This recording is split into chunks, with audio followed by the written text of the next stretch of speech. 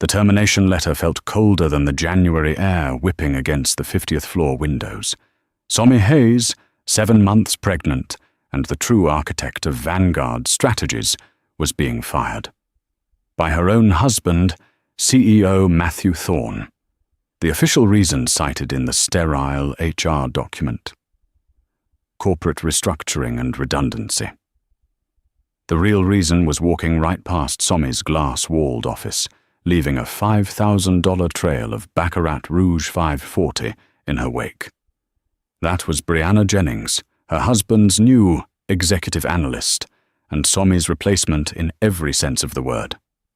Matthew thought he had won. He thought he'd discarded his past for a shiny new future. But he made one fatal mistake. He forgot who was watching. He didn't know that the board of directors, the old lions of finance, had just found their real CEO. Vanguard Strategies wasn't just a company. It was a testament to Somi Hayes' brilliance and Matthew Thorne's ambition.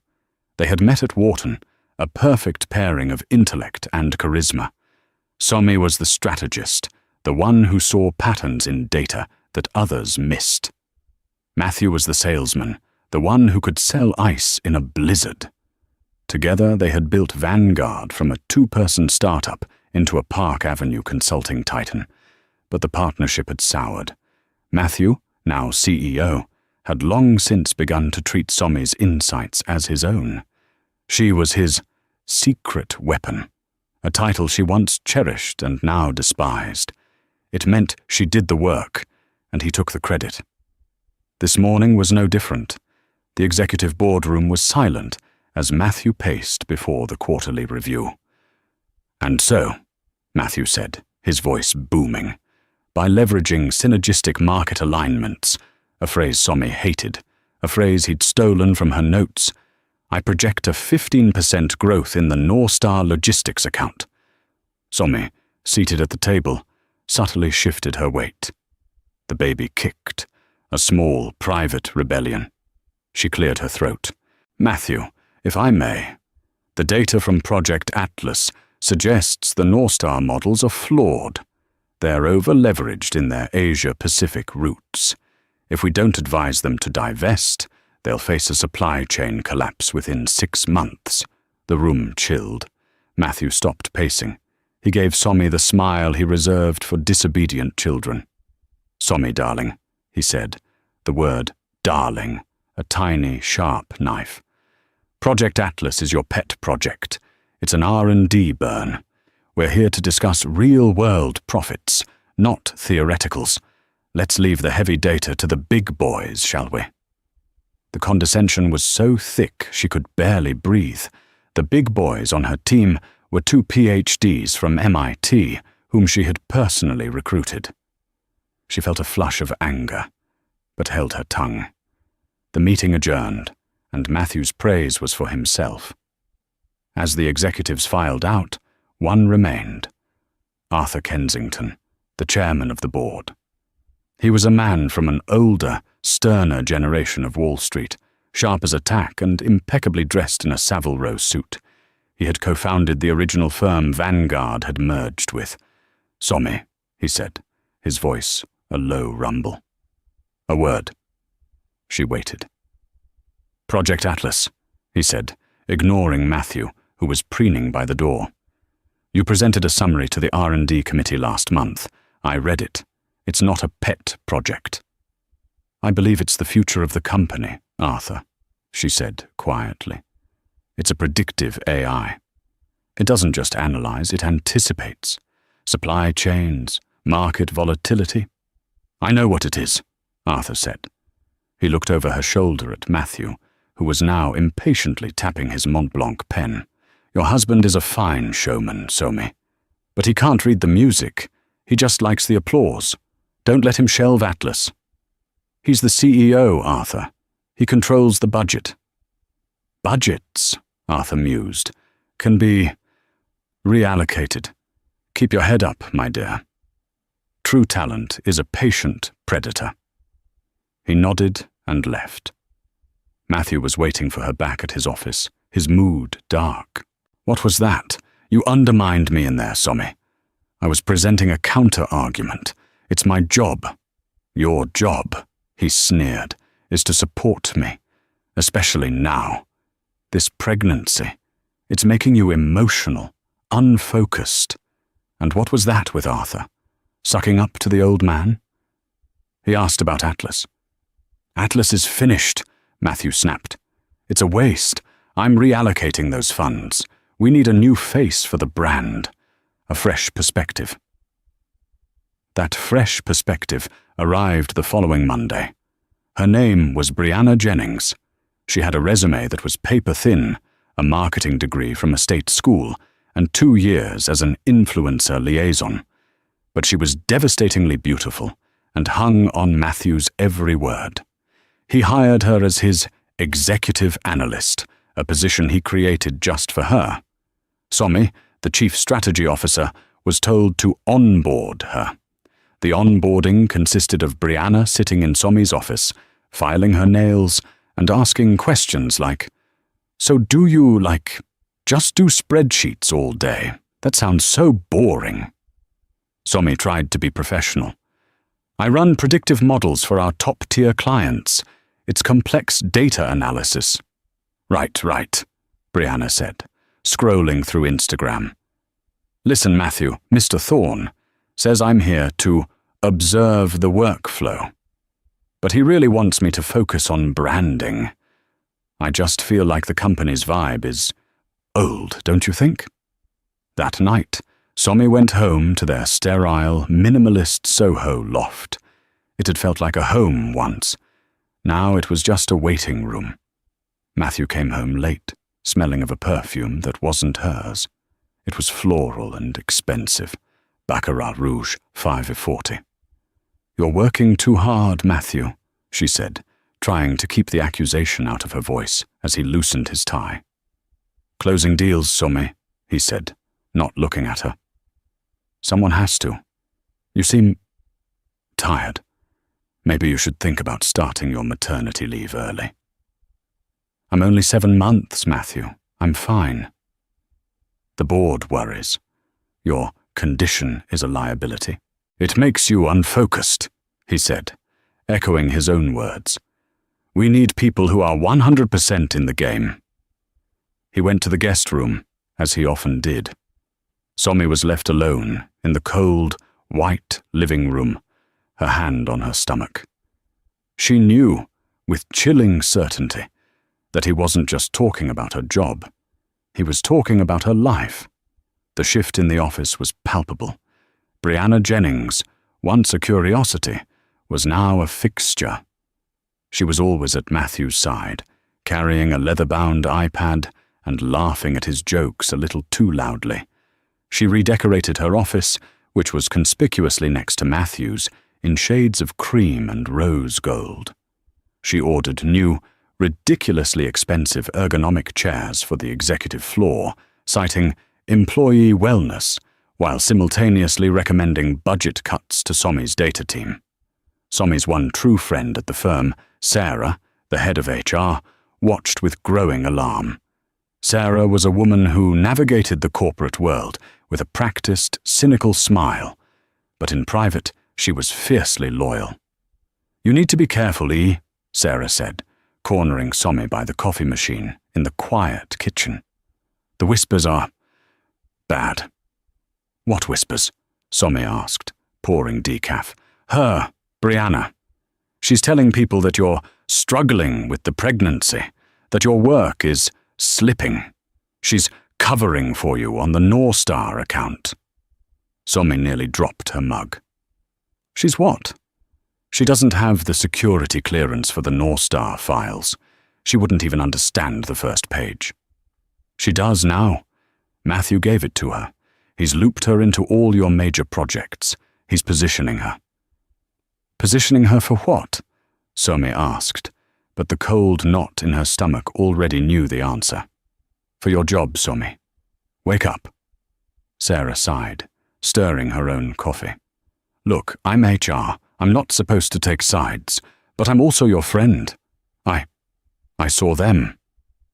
Thursday night. I was meeting a candidate at the St. Regis, at the King Cole Bar. They were in a corner booth. It wasn't a business meeting, E. His hand was on her leg. They left together, and they didn't go home.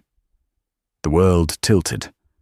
Somi had suspected, of course, the late nights, the scent of perfume, the emotional distance, but hearing it from Sarah made it visceral, ugly, and real. The humiliation was a hot flash, burning her from the inside out. She confronted Matthew that night. She was calm. Too calm. I know about Brianna, Matthew. He was reading a financial report and didn't even look up. What about her? She's a great hire, full of energy. I know you're sleeping with her. I know you were at the St. Regis. He put the report down. His face was not guilty, not apologetic. It was annoyed. Somi, don't be hysterical. It's not a good look, especially not now. Hysterical? My husband is having a blatant affair with a 25-year-old he hired to undermine me. And I'm hysterical? You're emotional, he shot back, his voice rising. You're pregnant and you're paranoid. Brianna is an asset. You've become a liability. You question me in meetings. You're obsessed with that money pit Atlas project. You're not the woman I married. You've gotten comfortable. Soft. I'm soft? She repeated, incredulous. I built the entire strategy division that you take credit for. I am carrying your child. Allegedly, he said, the word landing with the force of a physical blow. Somi froze. What did you just say? A baby, he said, standing up, his shadow falling over her. Right when the company needs me most. It's just convenient, isn't it? A way to trap me, to secure your spot. She stared at him, horrified. This was a man she didn't know. The man she loved was gone, replaced by this cold, cruel stranger. Get out, she whispered. What? Get out. Go to the guest room. Go to the St. Regis. I don't care. Just get away from me. He sneered. Gladly. I'm tired of all this drama. He left. The door slammed. Somi slid down the wall, her hands protectively on her belly, and for the first time, she truly wept. The next day, she called Arthur Kensington. Arthur, it's Somi Hayes. I know who you are, child. You sound terrible. I need to talk to you about Project Atlas and about Matthew. I'm free in 10 minutes, he said. Meet me at my private club, the Century. No one from Vanguard will bother us there. She met him in a book-lined room that smelled of old leather and pipe tobacco. She laid it all out. The affair. Matthew's hostility. His attempts to sabotage her work. His dismissal of Atlas. Arthur listened, his fingers steepled. He didn't seem surprised. Matthew is a fool, he said simply when she had finished. He's a man who would burn down his own house just to feel the warmth of the fire. He sees Atlas as your project, so he wants it dead. He sees you as his old life, so he wants you gone. What do I do, Arthur? He's the CEO. He's freezing me out. Arthur smiled, a thin, wintry smile. You do nothing. You let him. But in the meantime, you finish Atlas, off the books. I have a discretionary fund, a shell company I use for consulting fees. I'll fund you. Send me the proposal tonight, from a private email. Why are you doing this, Arthur? He leaned forward. Somi, your father was my first partner. He was the brains, and I was the money. I see the same spark in you. I let Matthew Thorne take the reins of my company, of your father's legacy, because I thought he was what it needed.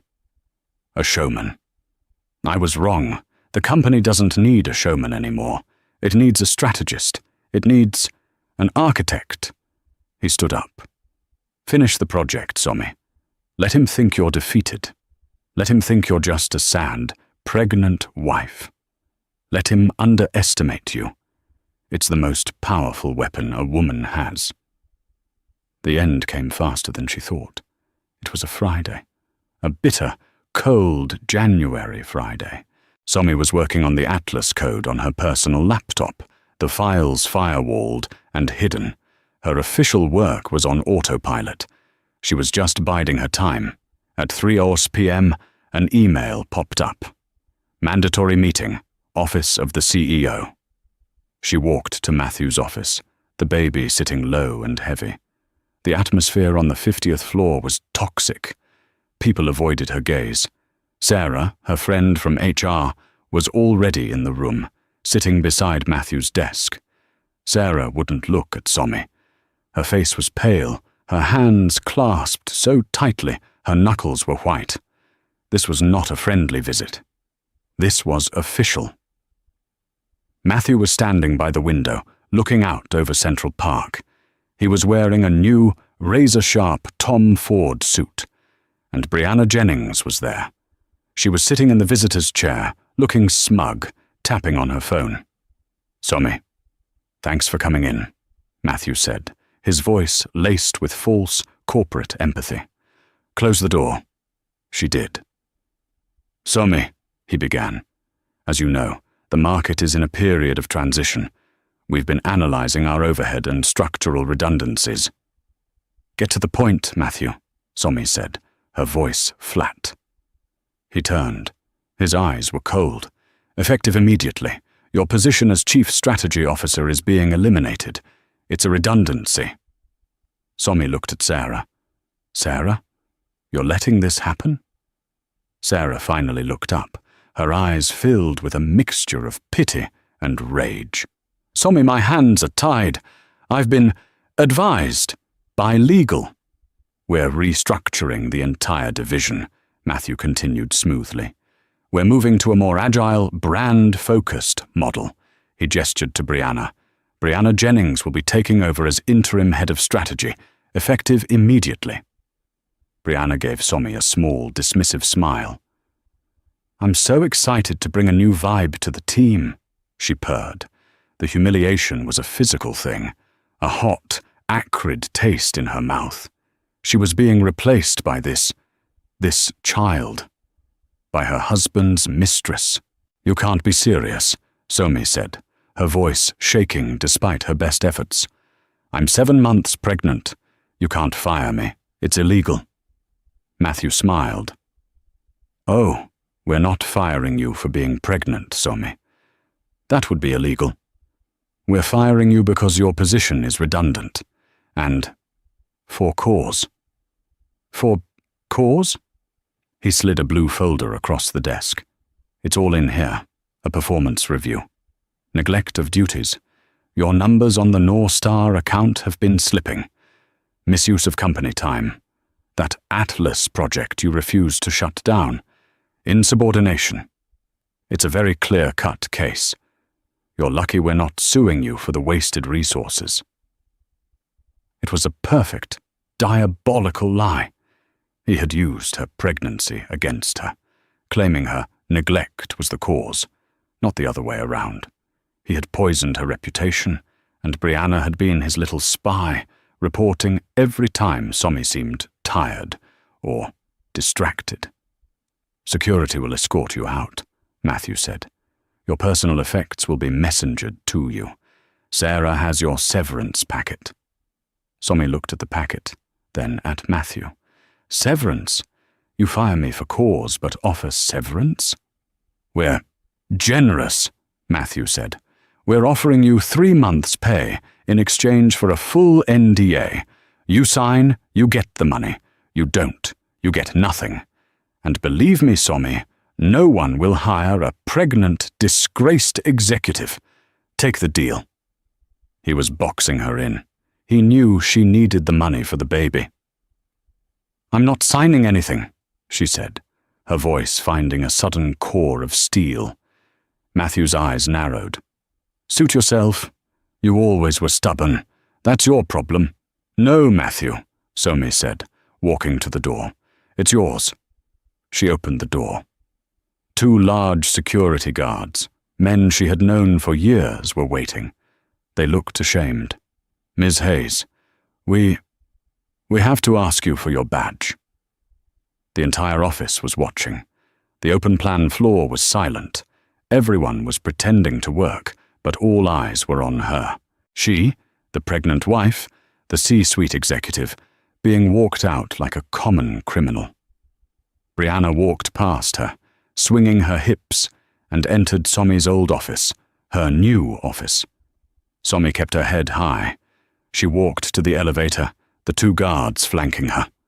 As the door slid shut, the last thing she saw was Matthew, standing with Brianna in the doorway of her old office, his arm possessively around Brianna's waist.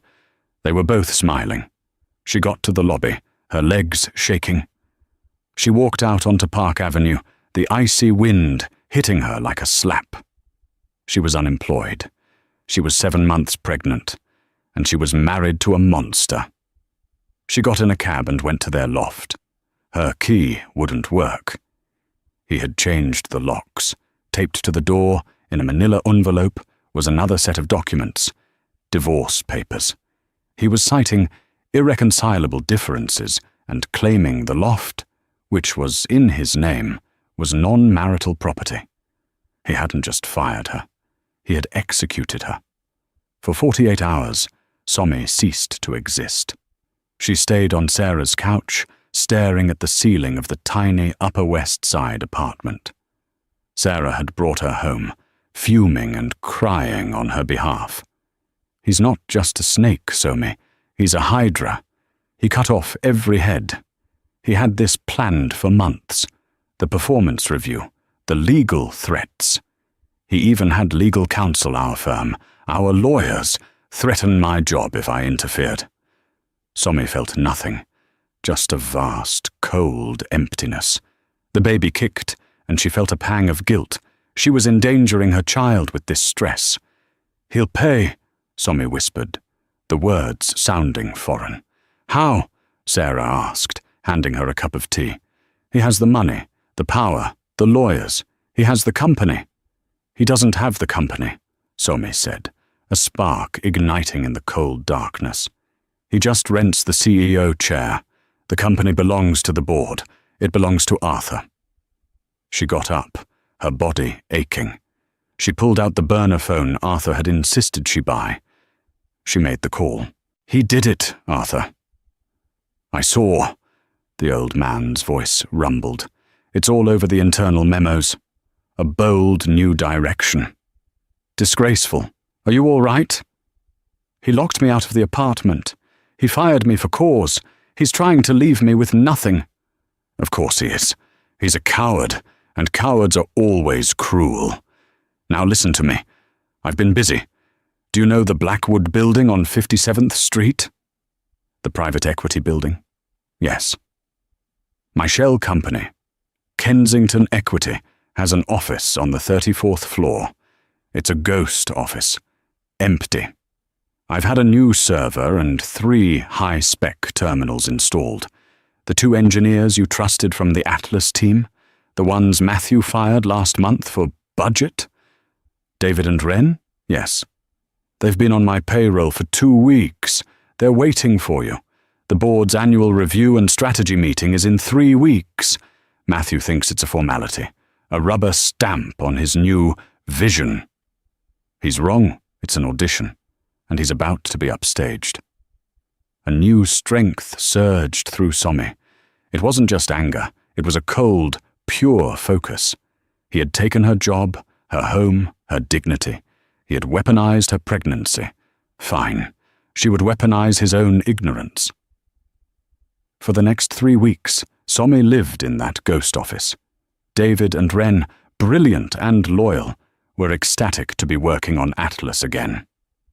"He called it code bloat, boss," David said, his fingers flying across a keyboard. "He has no idea what we built. He let Brianna audit our work, and she just asked if we could make the logo pop more." "Good," Somi said, standing in front of a massive whiteboard, mapping out her strategy. "Let him focus on logos." They worked 18-hour days. Somi's pregnancy was a non-issue. She felt more energized than she had in years. She was fueled by righteous fury and the thrill of creation. Project Atlas wasn't just a predictive algorithm anymore. She was retooling it as a complete, scalable, plug-and-play operating system for Vanguard's clients. She was in secret contact with the CEO of Northstar Logistics, the client Matthew and Brianna were supposedly handling. The CEO, a pragmatic woman named Jessica Price, was furious. "Thorne's new analyst knows nothing," Jessica complained over a secure call. "She keeps sending me influencer gift box ideas. We're a $20 billion logistics firm, not a makeup brand. Matthew keeps fobbing me off. We're pulling the account, Somi. We're going to your competitor, BlackRock." "Don't," Somi said. "Not yet. Give me until February 1st, the day of the board meeting. I can give you something better. Not just a 15% growth. I can show you how to restructure your Asia-Pacific routes and save $200 million in the first year. Just trust me." There was a pause. "You were always the smart one, Hayes," Jessica said. "You've got till the 1st. Don't make me regret this." Somi hung up. She had her deadline, she had her team, and she had her weapon. Arthur visited once. He saw the equations on the walls, the live data streaming on the monitors. "My goodness, Somi," he murmured. This is the whole company. This is the next 50 years." "He thought it was a pet project," Somi said, taking a sip of water. "He thought I was a soft, emotional, pregnant woman. He's about to find out how wrong he was." While Somi was building an empire in secret, Matthew Thorne was enjoying his reign. He and Brianna were the new power couple of Vanguard. They were seen at all the right galas, featured in a fawning and expensive corporate-sponsored Forbes profile titled "The New Face of Strategy. Matthew Thorne and Brianna Jennings Revolutionize Vanguard." Brianna, in her new role as interim head of strategy, was a disaster. She had Somi's title, her office, and her husband, but she didn't have her brain. Her strategy consisted of changing the company font, commissioning a new $1 million V logo, and organizing mandatory synergy-building happy hours. The Northstar Logistics account was hemorrhaging. "Why are they dodging my calls, Brianna?" Matthew demanded, throwing a file on his desk. "They're just busy, babe," Brianna said, reapplying her lip gloss. "Jessica Price is a total ice queen. I sent her a lovely gift basket from Hermes. She'll come around." "She'd better," Matthew snapped. "I need that account stable for the board meeting. My presentation is based on the 15% growth Somi projected." "Ugh, Somi," Brianna scoffed. "Can we not talk about her? It's so depressing. I had to have the entire office saged to get her energy out. Anyway, your presentation is amazing. The new graphics I designed are super chic. The board will be so impressed." Matthew looked at the presentation slides. They were all style, sleek, black and silver graphics, with buzzwords like future forward, dynamic, and hyper-growth. There was no data, no substance, just Brianna's graphic design and his own blustering words. "It is good, isn't it?" he said, his ego mollified. He had completely forgotten about Project Atlas. He'd had Somi's old server wiped, her files deleted. He'd even laid off her legacy team, unaware that her two best engineers were now working against him. He heard through the grapevine that Somi had fled to her parents in Ohio, or had a nervous breakdown. It made him laugh. She was broken. He had won. His divorce lawyer, a shark named Mr. Harris, had confirmed it. "She's not contesting the apartment, Mr. Thorne. She hasn't even responded to the 4 cause filing. It's a default win. She gets nothing. As for the, child, we can file for a paternity test post-birth, and if it's yours, we can use it to leverage her future earnings, should she ever have any." Perfect, Matthew said. He wanted to destroy her so completely she could never be a threat. The day before the board meeting, he felt invincible. He was the CEO. He was the visionary. He had the beautiful woman. He was about to be confirmed as the permanent chairman of the board, replacing the aging Arthur Kensington. He practiced his speech in front of his office mirror. Gentlemen, Mrs. Blackwood, the future is not something we wait for. It is something we create. He was so focused on the applause he was about to receive, he never once stopped to think about the music. The annual board meeting was held in the largest conference room, the one on the 52nd floor, reserved for momentous occasions. It was a cavernous, intimidating space, dominated by a single 40-foot mahogany table. The board members were all present, Arthur Kensington at the head. To his right, Mrs. Genevieve Blackwood, an 80-year-old steel magnate who controlled a 20% stake. Julian Reed, a quiet, dangerous man from the tech investment world, and 4 others, all titans of industry. Matthew walked in, exuding confidence. He was the king in his court, and, in a stunning breach of protocol, Brianna was with him. Mr. Thorne, Arthur said, his voice mild but his eyes cold. This is a closed meeting, for board members and the CEO only. Brianna is my new head of strategy, Arthur, Matthew said, dismissively. She is essential to my presentation. She'll be taking minutes. Arthur glanced at the corporate secretary, who was already sitting, pen poised. We have a secretary for that. Brianna stays, Matthew said, challenging him. It was a power play. Arthur simply nodded, a flicker of something in his eyes. As you wish. Please begin. For 30 minutes, Matthew performed. He paced. He gesticulated. He showed off Brianna's slick, empty graphics. He promised hypergrowth. He spoke of synergy and rebranding. The board was silent. They didn't ask questions. They just watched. And so, Matthew concluded with a flourish, I'm sure you'll all agree, the future of Vanguard is bright. I've streamlined the old bloated departments. I've brought in new dynamic talent, and I've positioned us to be the dominant force in the market. He smiled, waiting for the applause. Silence. Mrs. Blackwood finally spoke, her voice like gravel. Mr. Thorne, your presentation is very shiny, but you haven't given us a single hard data point. You talk of the North Star account. I had dinner with Jessica Price last night. She informs me she is pulling the account, effective today. Matthew's face went white. What? That's a lie. We're in active negotiations. Are you? Julian Reed chimed in.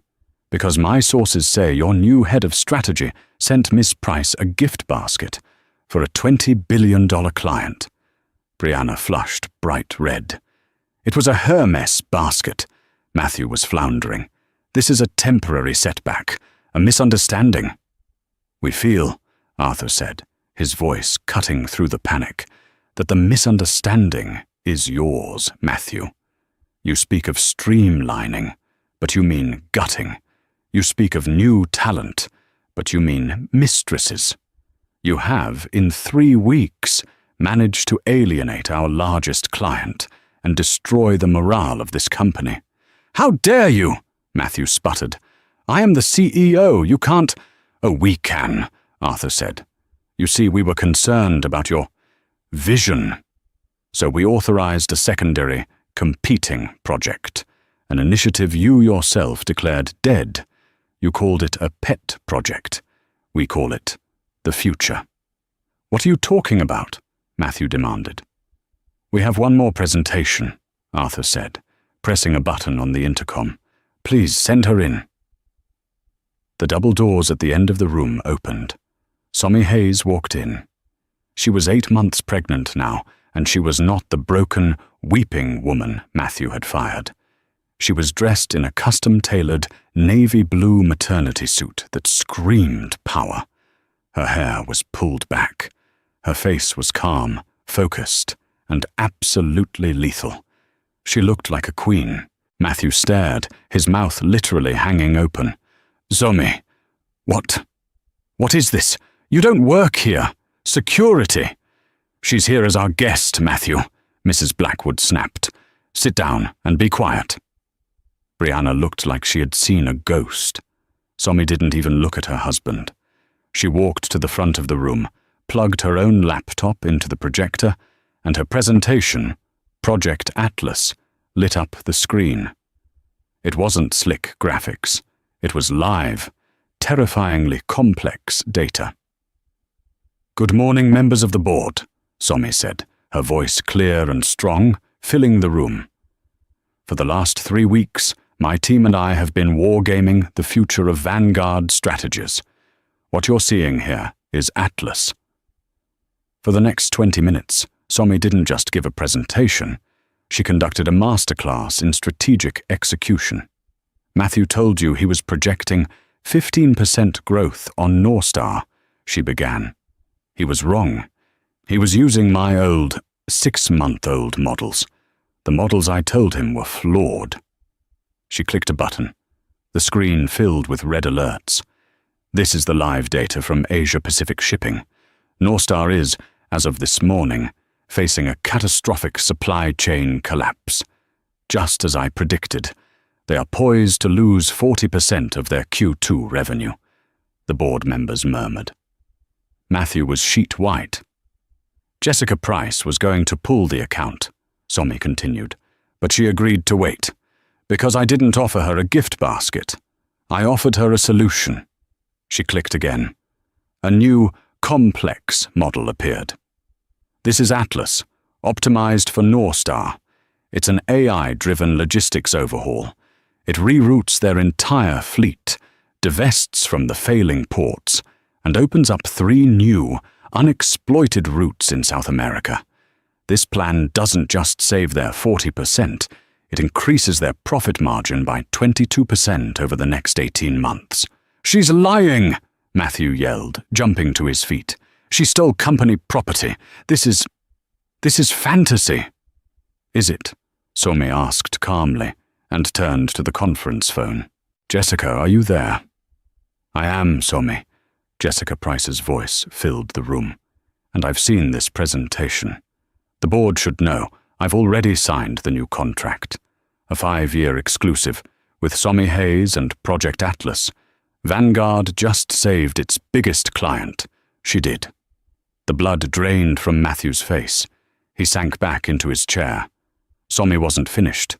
She proceeded to lay out, with surgical precision, every single misstep Matthew had made. The money he'd wasted on Brianna's rebranding. The other 2 clients he'd lost. The senior talent he'd fired. She never once mentioned the affair. She didn't have to. The numbers told the entire story of his incompetence, his narcissism, and his catastrophic lack of judgment. When she finished, the room was silent. Somi looked at the board. "Atlas isn't just a fix for one client. It's a new division. It's a scalable, proprietary AI that we can sell to every client on our roster. It's not just a product. It's the new Vanguard strategies." She unplugged her laptop. "Thank you for your time." Arthur Kensington stood up, a slow, satisfied smile on his face. "Thank you, Somi." "Matthew, Brianna, you may wait outside." "Wait outside?" Matthew scoffed, though his voice was trembling. "Arthur, I am the CEO. This is insubordination." "Matthew," Arthur said, his voice dropping to a dangerous, low tone, "you are a man who inherited a fortress and set it on fire to impress a child. You have been a fool. You're not just a bad CEO. You're a liability. The board has been watching you for 6 months. We've been watching you lie, cheat, and steal thunder from the one brilliant mind in your orbit." He picked up a gavel. The board convened an emergency session this morning, before this meeting.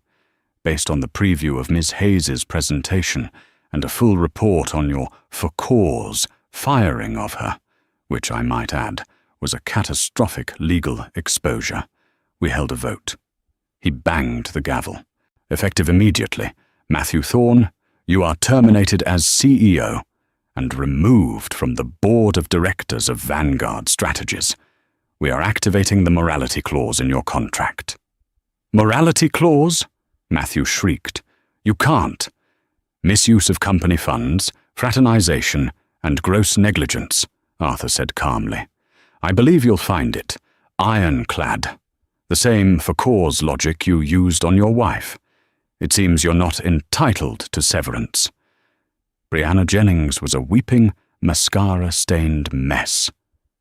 But what about my job? I'm the head of strategy. Arthur looked at her as if she were a bug. You were never an employee, Ms. Jennings. You were a consultant. Your contract is terminated. Security is waiting for you both. Please escort Mr. Thorne and Ms. Jennings from the building.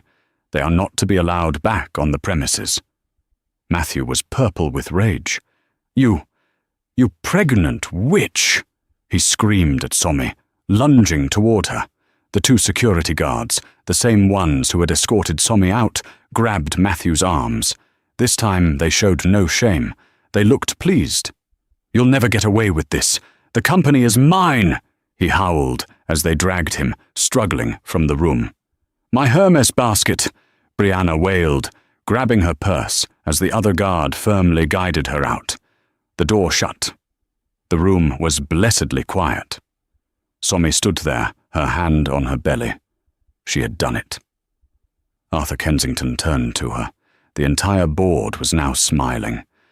Well, Mrs. Blackwood said, that was refreshing. Arthur cleared his throat.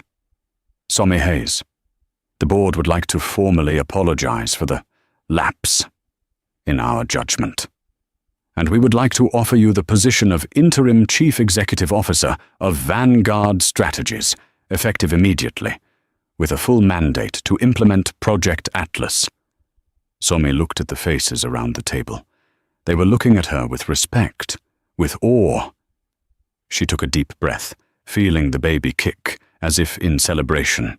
I accept, she said. Now, our first order of business. Let's rehire my engineering team and send Jessica Price a real gift. And someone please, for the love of God, change the font back. Somi Hayes didn't just take the CEO chair. She rebuilt the throne. In the 6 weeks that followed, Vanguard Strategies was transformed. The old, toxic boys' club culture evaporated. She promoted Sarah to Chief Operating Officer. She rehired the talent Matthew had fired. The rose gold offices were repainted. Project Atlas was rolled out, and within 2 months, Vanguard had signed 3 new high-level clients, and the stock had jumped 28%. Matthew Thorne, meanwhile, was in freefall. The morality clause held. He was left with nothing but his Tom Ford suits and a mountain of personal debt. The divorce was finalized in record time. The Soho loft, it turned out, was part of a trust Somi's father and Arthur had set up for her years ago. Matthew had just been living in it. He was, legally, left with nothing. Brianna Jennings disappeared from the financial world, last seen promoting a detox tea on Instagram. 6 weeks after the boardroom coup, Somi was in a private room at Lenox Hill Hospital, holding her newborn daughter, a beautiful, healthy girl she named Grace. There was a soft knock on the door. It was Arthur Kensington, holding a comically large bouquet of white roses. Arthur, Somi smiled, tired but radiant. You came. I wouldn't miss it, he said, his old eyes crinkling as he looked at the baby. She's beautiful, Somi. She has your eyes. She has my fight, Somi said. That too.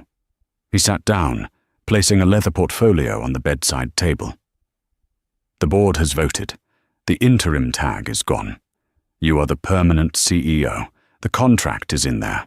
The compensation package, well, let's just say you won't be flying commercial. Somi laughed, a real, full laugh. Thank you, Arthur, for everything, for believing in me. Nonsense. I just got out of the way of talent. He paused, his expression turning serious. There is one small, ugly piece of business.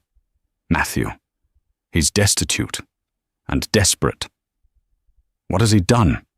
He's contesting the divorce. He's demanding a paternity test. He's planning to sue for paternal custody of Grace, and by extension, a share of your new stock options. He's claiming you're an unfit mother because you're a CEO. He says the baby is his only legacy left. Somi looked down at her daughter, who was sleeping peacefully. She felt no anger, no fear, just a cool, quiet finality. She looked up at Arthur and gave him a slow, secret smile. Let him, she said. Somi? I don't. Let him file the motion. Let him pay the lawyers he can't afford. Let him demand the test. I'll take it. She reached for the portfolio, pulling out a different file, one from her own bag. It was a medical report. She handed it to Arthur. He read it, his eyebrows shooting up. Matthew and I, we had fertility issues. 3 years ago, we went to a specialist.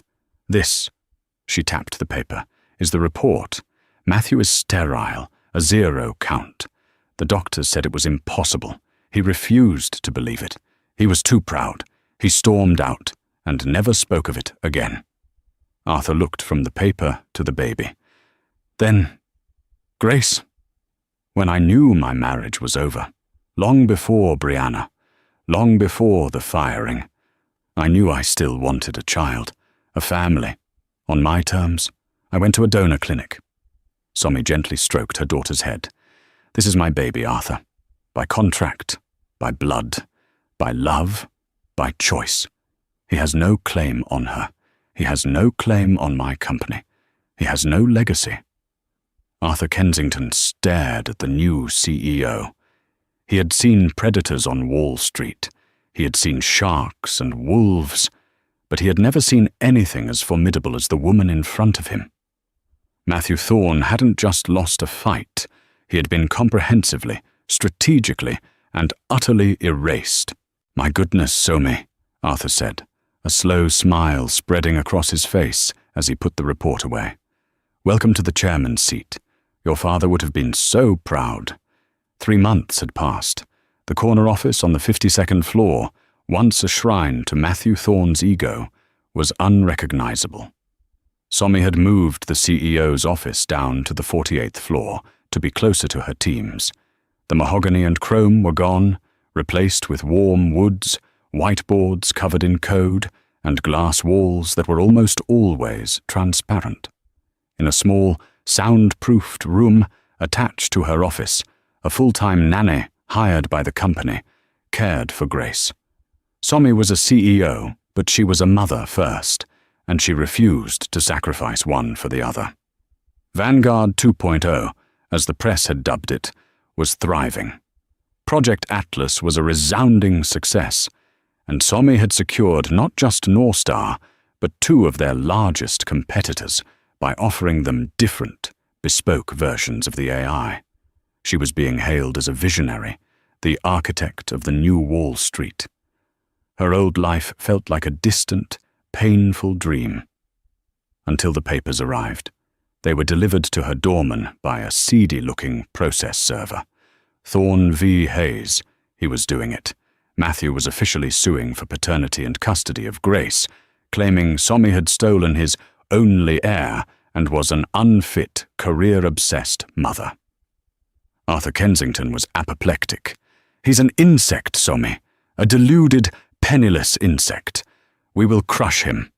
No, Somi said, calmly, reviewing the documents in her office. Grace was asleep in her arms, a tiny, warm weight. He's a ghost. He's trying to haunt us. You don't crush a ghost, Arthur. You exorcise it. She looked at Sarah, her new COO. Schedule a deposition, get our legal team, and make sure he's there. I want to see his face.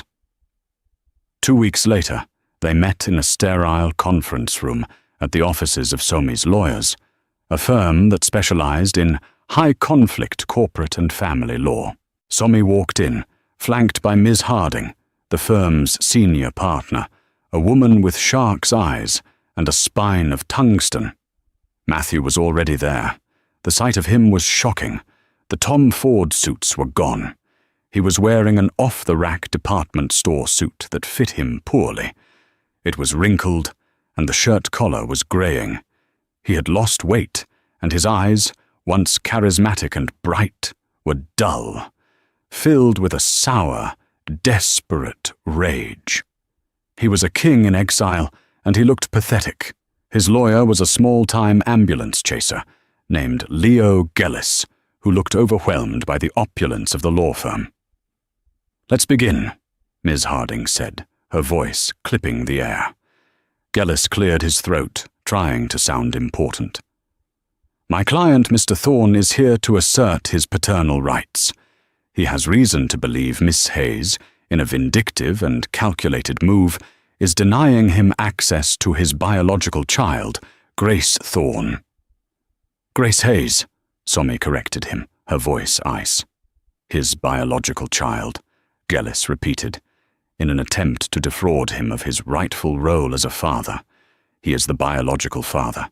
He is prepared to take a DNA test to prove it, and he is petitioning for immediate 50% custody and, of course, commensurate child support given Ms. Hayes's newfound financial status." Matthew smirked, leaning back. This was his checkmate. He thought he had her. He thought, at the very least, he could bleed her dry in a nasty custody fight that would taint her new, shiny CEO image. Ms. Harding listened patiently. When Gellis had finished his rambling, posturing speech, she smiled. It was not a nice smile. "Mr. Gellis, we thank you for that performance, and my client is in full agreement." Matthew's smirk wavered. "Agreement?" "Yes," Harding said. "We welcome a paternity test. In fact, we insist on it. We're prepared to schedule one for this afternoon, at a lab of your choosing, with court supervision. But first, we have a matter of disclosure." She slid a thick, bound document across the polished table. "You have, on behalf of your client, submitted a sworn affidavit, signed by Mr. Thorne. In this affidavit, he states, under penalty of perjury, that he believes himself to be the biological father. Is that correct?" "Of course," Gellis said, puffing up. "Then your client has a very serious problem," Harding said. "Please open to Exhibit A." Gellis fumbled with the binder. Matthew leaned forward, his eyes narrowing. "Exhibit A," Harding narrated, "is a full, certified medical report from Dr. Alistair Reed of the New York Fertility Clinic, dated 3.5 years ago. It is signed by both Ms. Hayes and Mr. Thorne. Do you recognize your signature, Mr. Thorne?" Matthew's face had gone from pale to a waxy, greenish white. He was staring at the paper as if it were a snake. His lawyer, Leo Gellis, read the summary page. His jaw dropped. This report, it says—" "I'll read it for the record," Harding said, her voice sharp. "It states that Mr. Matthew Thorne, due to complications from a severe case of mumps in his late teens, is medically sterile. His sperm count is, and I quote, 0 viable. It concludes, natural biological conception is an impossibility." Gellis looked at his client in pure, unadulterated horror. "Matthew, what is this? Is this real?" "It's a fake," Matthew sputtered, his voice cracking. "She forged it. She's a liar. She's trying to—" "Is she?" Harding cut him off. "Because Exhibit B is a sworn affidavit from Dr. Alistair Reed, taken yesterday, authenticating the report and stating he is prepared to testify in court. And Exhibit C, well, that's my favorite. It's the donor agreement, signed by Ms. Hayes from the Manhattan Cryobank, dated 10 months ago. Case closed." Matthew was hyperventilating. He had forgotten. In his narcissistic rage, he had buried the one truth he could never accept, his own failure. "Mr. Gellis," Somi spoke for the first time, her voice low and dangerous. "Your client didn't just file a frivolous suit. He knew, with absolute certainty, that he was not the father. He signed a legal document, under oath, stating that he was. That isn't a family court issue. That's perjury. It's a felony." Leo Gellis looked like he was going to be sick. He was a small-time lawyer, and he had just been caught aiding and abetting a felony against one of the most powerful new CEOs in New York. We withdraw the suit," Gellis stammered, shoving his papers into his briefcase.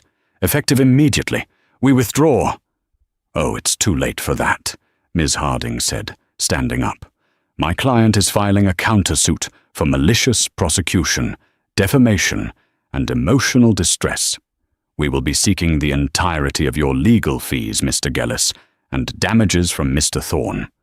Furthermore, we are submitting this entire file to the district attorney's office this afternoon. Your client lied to the court, Matthew," she said, using his name for the first time.